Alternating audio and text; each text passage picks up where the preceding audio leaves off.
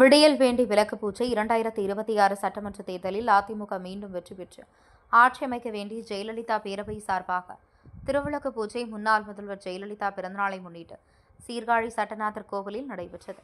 மயிலாடுதுறை மாவட்டம் சீர்காழி சட்டநாதர் கோவிலில் முன்னாள் முதலமைச்சர் ஜெயலலிதா பிறந்தநாளை முன்னிட்டு விடியல் வேண்டி விளக்கு பூஜை ஜெயலலிதா பேரவை சார்பாக திருவிளக்கு பூஜை நடைபெற்றது. சீர்காழி சுற்றுவட்டார பகுதியைச் சேர்ந்த 400க்கும் மேற்பட்ட பெண்கள் கலந்து கொண்டு திருவிளக்கு பூஜை வழிபாடு மேற்கொண்டனர். வருகிற 2026 சட்டமன்ற தேர்தலில் மீண்டும் வெற்றி பெற்று ஆட்சி அமைய வேண்டுமென திருவிளக்கு பூஜை செய்து வழிபாடு செய்தனர். திருவிளக்கு பூஜையில் மஞ்சள், குங்குமம், மலர்களால் சிறப்பு அர்ச்சனை செய்து ஏராளமான பெண்கள் வழிபாடு செய்தனர். மாநில ஜெயலலிதா பேரவை துணை செயலாளர் மார்கோனி ஏற்பாட்டில் நடைபெற்ற இந்நிகழ்ச்சியில் மாவட்ட செயலாளர் பவுன்ராஜ், மகளிரணி பொறுப்பாளர் மற்றும் ஏராளமான அதிமுக நிர்வாகிகள், தொண்டர்கள் கலந்து கொண்டனர். சீர்காழி செய்திகளுக்காக சாமி பத்மநாபன். அவர்கள் குடிமையை விட்டு எலனைக்குள்ளே போட்டுக் கொள்ளுமாறு அன்போடு கேட்டுக் கொள்ளப்படுகிறது.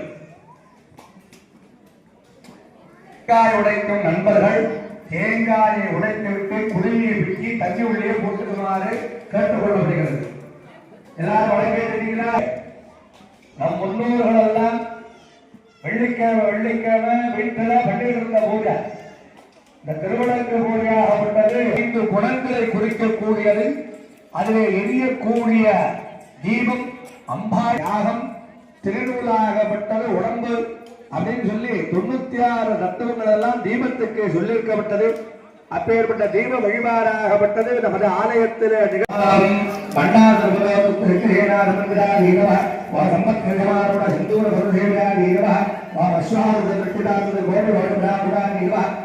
சக்கர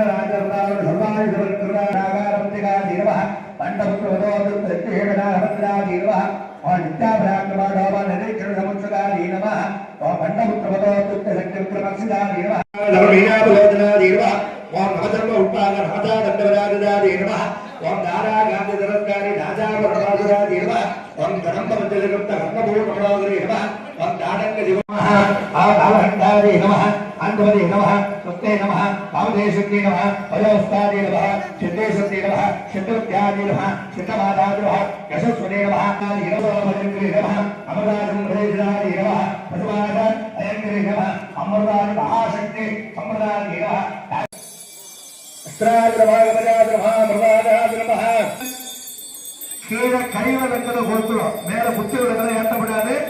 எல்லாரும் கீழே கைவலங்களை சூடுந்து கொடுத்துங்க.